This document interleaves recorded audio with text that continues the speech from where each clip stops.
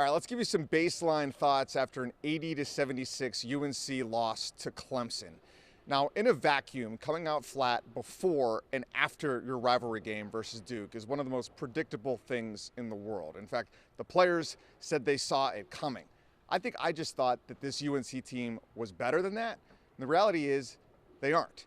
UNC was number 3 in the country heading into this game, not because they are that much more talented than the rest of the nation. It's because they were playing that much harder and are that much more experienced. They can't win big games unless they rebound, play defense, and come out with energy.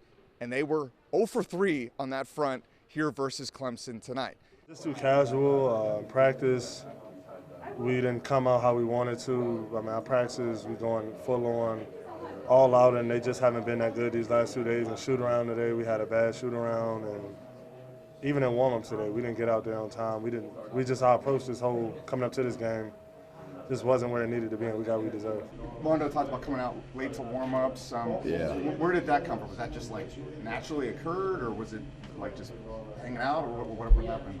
I feel like, most people would take naps before the game, and I feel like we just weren't ready to go. Some people slept in. We're getting taped, and people were just late, and that just can't happen. I feel like that showed in the game. That was like one of the first games we were late, and we came out slow. Energy in the warm-ups was slow. Energy at halftime, everything wasn't the same.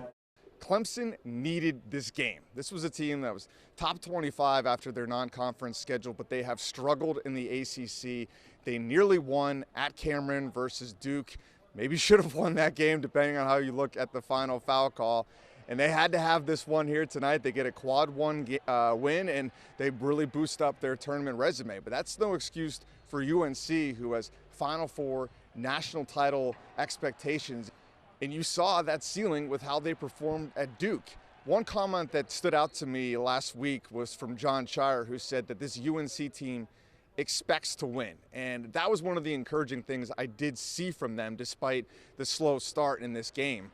They're down by 9 at halftime, 15-2 before they even blink. And they never counted themselves out of the game.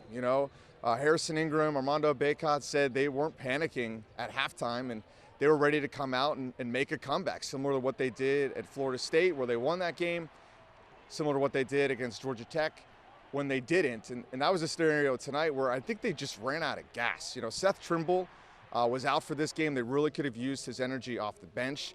Harrison Ingram cramped up at one point in the second half, and they were running on fumes. To tie the game at 70 with 4 minutes to go, you could feel it in the building. Everyone thought they were going to pull this thing out, but then they just didn't execute the little details in the final moments. And that was one of the things that was most disappointing to Hubert Davis, is that you need to have that attention to detail, especially in a trap game like this, and UNC just didn't have it. Well, I checked them in practice. I checked them both practices and in shoot around today.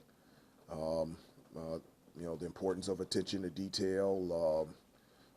We always talk about reacting and responding when things don't go your way and when things do go your way.